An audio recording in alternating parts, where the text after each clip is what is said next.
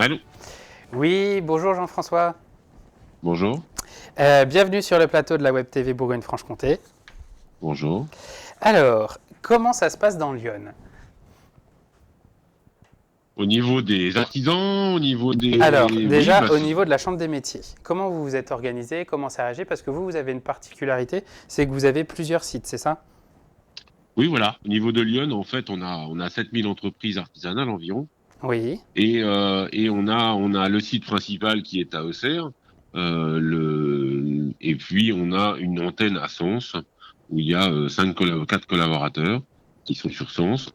Et puis, on a une particularité aussi sur le département par rapport à la région, c'est qu'en fait, on a deux antennes en interconsulaire avec la Chambre économique de Lyon, c'est-à-dire la Chambre de commerce, la Chambre d'agriculture et la Chambre des métiers.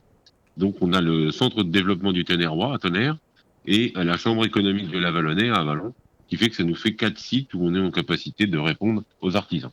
d'accord. Voilà. Et comment vous avez fait justement pour ces quatre sites pour pouvoir lancer justement ce télétravail? Ça n'a pas été trop compliqué? Si, ça a été compliqué puisque on avait déjà émis l'idée depuis quelques mois de pouvoir éventuellement faire du télétravail ou que des salariés puissent demander à faire des collaborateurs demandent à faire du télétravail. On n'était pas spécialement chaud non plus puisqu'on sortait un petit peu de justement que les gens sortent de l'entreprise, hein, en tout cas de la chambre. Et en fait, bah là, avec l'obligation du confinement, bah, ça a été réglé en 72 ou 96 heures, c'est-à-dire que tout le monde a été mis en télétravail. Et on doit dire que on doit remercier vraiment le personnel des chambres qui ont fait un gros boulot pour pouvoir contacter les entreprises malgré qu'ils soient chez eux, qui prenaient leur téléphone et qui ont renseigné un certain nombre d'entreprises sur les possibilités et puis sur les problématiques qu'ils peuvent avoir. Et vous n'avez pas eu une baisse d'efficacité ou autre chose, le fait que vous soyez en télétravail? Alors, il n'y a pas forcément une baisse d'efficacité, puisque de toute façon, l'efficacité, ça va plutôt être sur la réponse qu'on va apporter à l'artisan. Mhm. Mais bien sûr, il y a une déperdition, puisque on peut pas faire toutes les actions qui étaient prévues, quoi. Tout ce qui est action de formation, où les artisans se déplacent sur les chambres, dans les chambres, et ils se retrouvent en groupe. Bon, bah tout ça, c'est plus possible. Donc, on a forcément une grosse baisse d'activité par rapport à ça. D'accord. Et sinon, au niveau des artisans, maintenant, donc côté entreprise, comment ça s'est passé? Est-ce que dans Lyon, ils ont réussi à retrouver une activité ou ça s'est arrêté brutalement?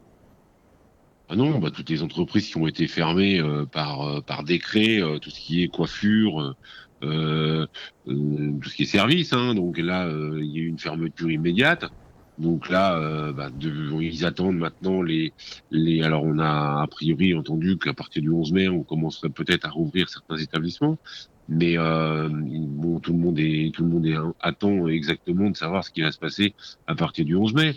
Dans la partie bâtiment, c'est un peu plus diverse dans le sens où il y a des métiers comme les paysagistes qui ont pu continuer leur activité puisque c'est une activité extérieure, pas de contact avec le client, pas de donc là c'est un peu moindre mal. Sur l'activité du bâtiment pour les petites entreprises qui intervenaient dans des chantiers sur des chantiers où il y avait personne, ça peut encore se faire. Par contre, dès qu'il y a plusieurs entreprises qui travaillent au même endroit, c'est beaucoup plus compliqué et voire même impossible.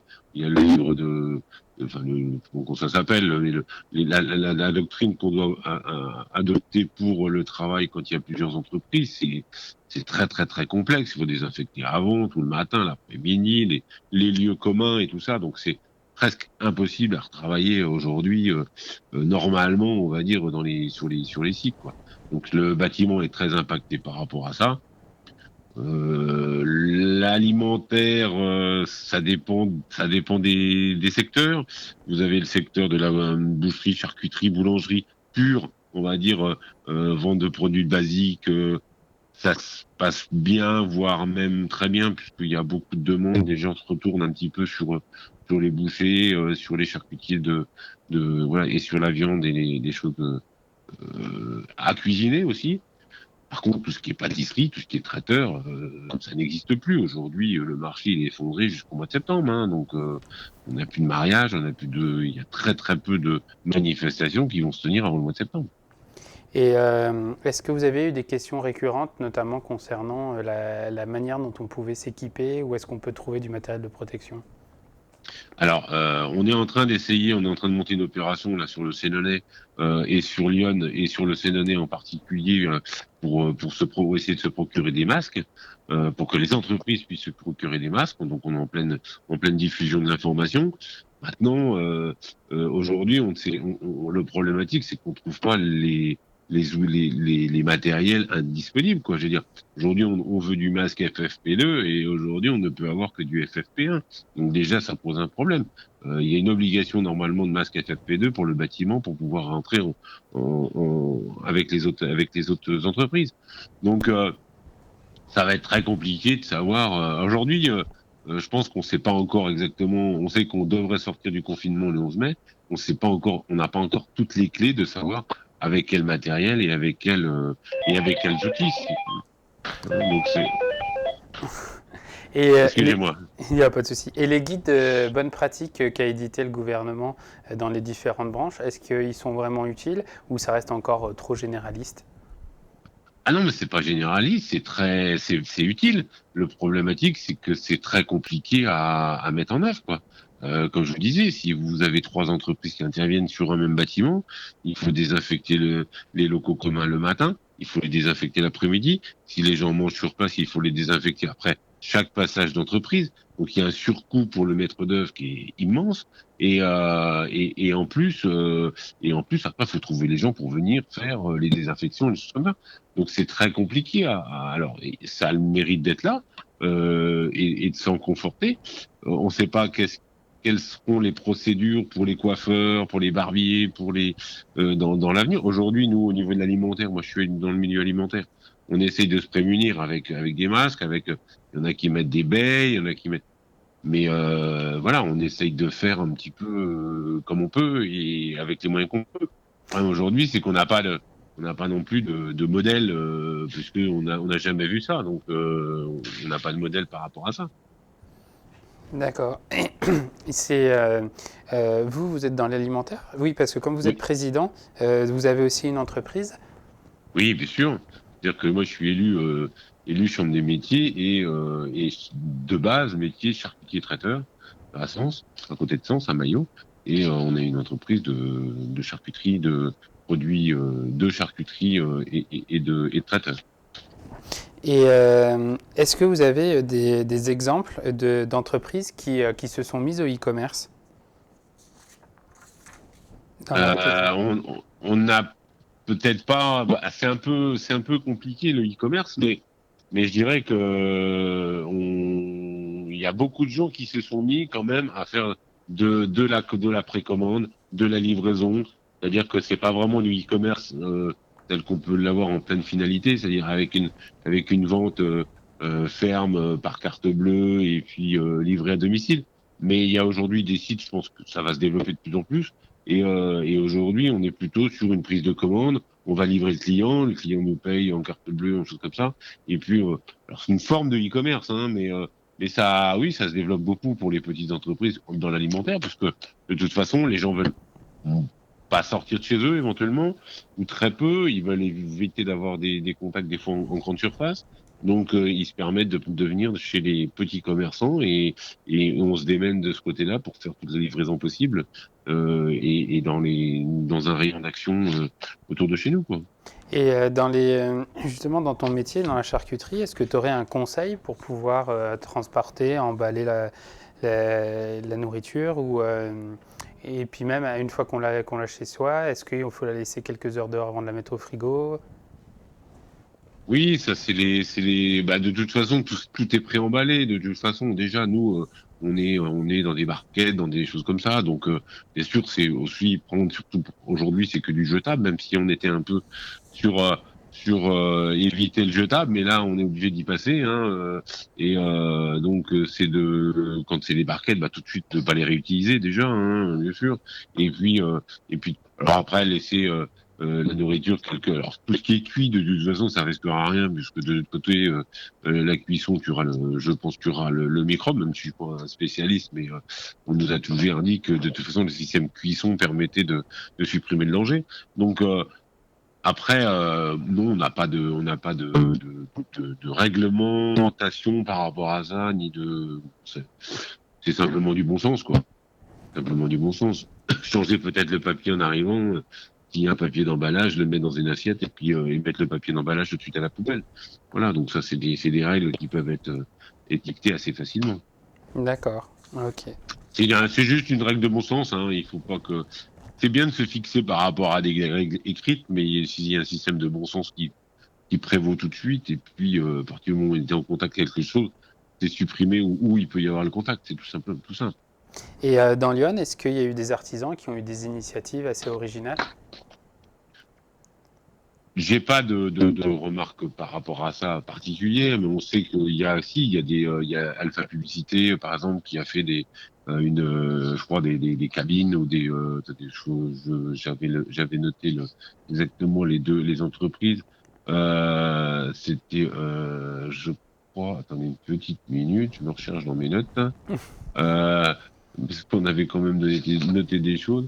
Mais donc, oui, Alpha Publicité à Sens, donc on fabrique des plexiglas, hein, des protections pour en entreprise, hein, qui les fait poser par des entreprises.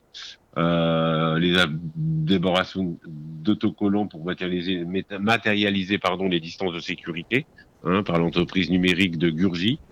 Et puis une fabrication de gel par l'entreprise Eurolac de Saint-Valérien. Donc ça, c'est D'accord. des exemples de personnes, d'entreprises Et puis après, on a les masques qui sont faits par Géochambre. Hein. Donc Géochambre, c'est une entreprise de tonnerre qui s'était lancée dans la fabrication de tissus à base de chanvre et qui servait aussi pour les paysagistes pour pouvoir éviter pour mettre sur les terres, quoi. Et je crois Et que je crois même que du coup, c'est les seuls masques qui existent à l'heure actuelle qui soient biologiques. voilà, c'est des seuls masques bio. Alors ils ont un petit souci c'est qu'il faut les monter avant de les utiliser. Alors c'est un petit kit un petit peu. Ça, je pense qu'ils vont essayer de régler le problème.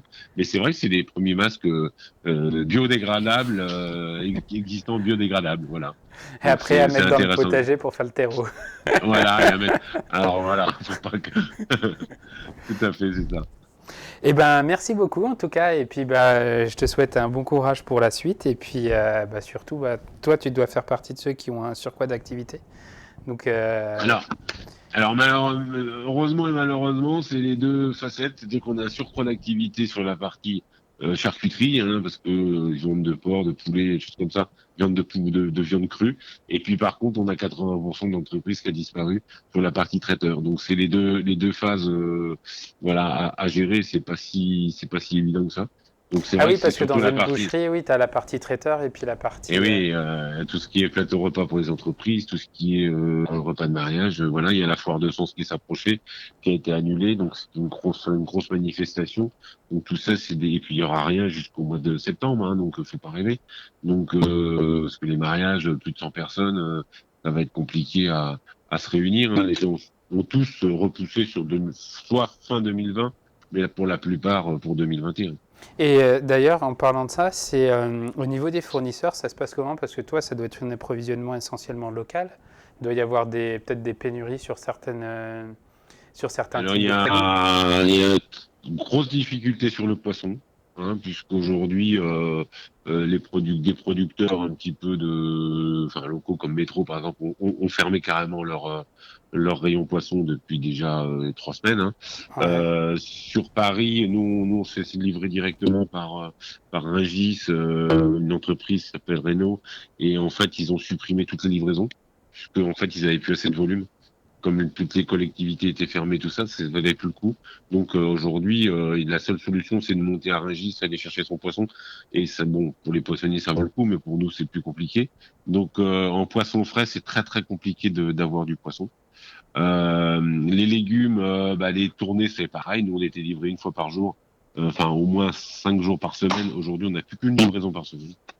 Donc il faut pas avoir du nez pour commander, stocker, voilà. Donc c'est très compliqué. Alors par contre, on a des maraîchers locaux qui peinent par contre à liquider leur stock, puisque le fait que les marchés soient fermés ou qu'il manque de Hmm. marché, et puis moins de monde sur les marchés, hein, puisqu'on limite l'entrée. Alors c'est en volume, hein, parce que comme on limite le nombre de personnes présentes sur le marché couvert, il faut que ça limite forcément en globalité le nombre de personnes qui passent sur les banques. Donc il y a forcément, alors voilà, faut qu'on essaye à remettre en place parce que là on va arriver en production des produits, des nouveaux produits, hein, les salades, les choses comme ça, les tomates. Donc là, il va falloir qu'on essaye de mettre en relation sur des circuits un peu plus courts, ce qui n'est peut-être pas forcément la plus mauvaise solution en tout cas au niveau de la qualité des produits. Eh ben, merci beaucoup en tout cas, et puis bonne semaine à toi. Merci beaucoup. À bientôt. Au À revoir. bientôt. Au revoir.